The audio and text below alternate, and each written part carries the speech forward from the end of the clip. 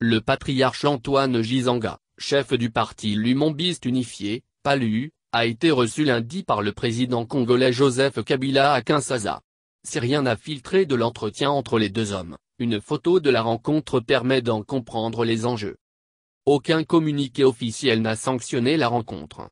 Juste 2 ou 3 photos, opportunément relayées par l'équipe de communication de la présidence de la RDC, pour confirmer l'effectivité du rendez-vous entre Antoine Gizanga et Joseph Kabila. D'autant que, 4 jours plus tôt, de fausses rumeurs circulaient déjà sur la toile autour d'un tête-à-tête entre les deux hommes, démenties plus tard par des cadres du parti Lumombiste unifié, PALU. Du coup, ce lundi 19 mars, c'est bien le patriarche et chef du PALU, malgré ses 92 ans, qui a fait cette fois-ci le déplacement de sa résidence à celle du chef de l'État, située au quartier GLM, au centre-ville de Kinshasa. De quoi ont-ils parlé? Je n'ai pas le droit de m'exprimer là-dessus. Veuillez vous référer aux instances du parti, répond, laconique, Serge Lukoki, Parsec, entendez secrétaire particulier, d'Antoine Gizanga, pourtant présent lors de l'entretien. Qu'à cela ne tienne, essayons de faire parler les photos de la rencontre. On y voit en effet Serge Lukoki assis entre le chef de l'État et le leader du PALU. Marié à la fille de Ida Zomba, nièce d'Antoine Gizanga, et de Lambert Matukumema, ministre du Travail, présents tous les deux dans la délégation, il a la confiance du patriarche. Très affaibli par l'âge, ce dernier perd petit à petit son audition et sa voix devient de plus en plus inaudible. Lukoki lui sert donc à la fois de porte-voix pour transmettre ce qu'il dit et de haut-parleur pour lui répéter dans l'oreille ce que disent ses interlocuteurs.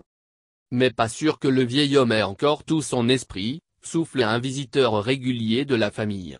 Ce dernier fait aussi remarquer qu'Antoine Gizanga est assis sur un fauteuil différent des autres. Faute de pouvoir marcher seul, il se serait rendu de son véhicule à la salle d'audience, porté sur la chaise.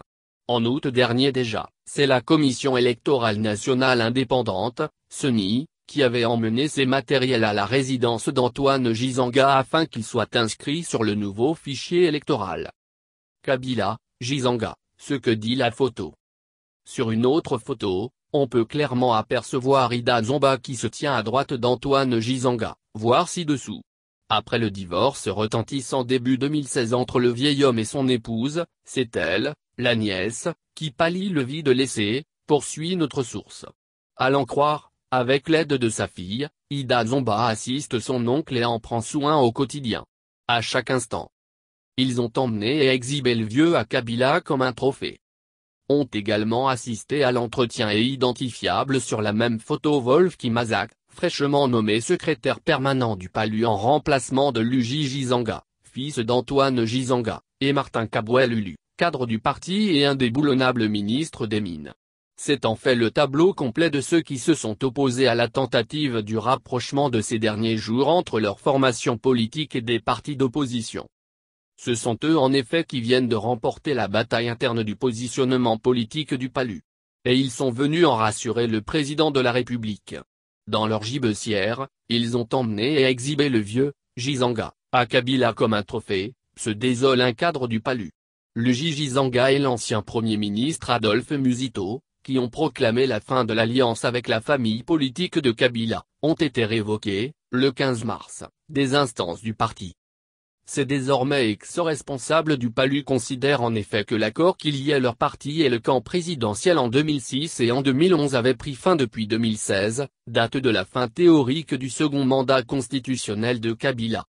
Serge Lukoki, lui, n'a pas été inquiété alors qu'il a co-signé avec les deux autres, Luigi Gizanga et Adolphe Musito, le communiqué conjoint sanctionnant le contact entre le PALU et le Mouvement de libération du Congo, MLC, de Jean-Pierre Bemba.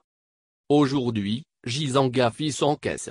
Il ne veut pas désacraliser davantage le père, estime une source au sein du PALU. Antoine Gizanga est une icône politique en RDC. Il fut entre autres vice-premier ministre au sein du gouvernement conduit par Patrice Lumumba à l'indépendance du pays, en 1960.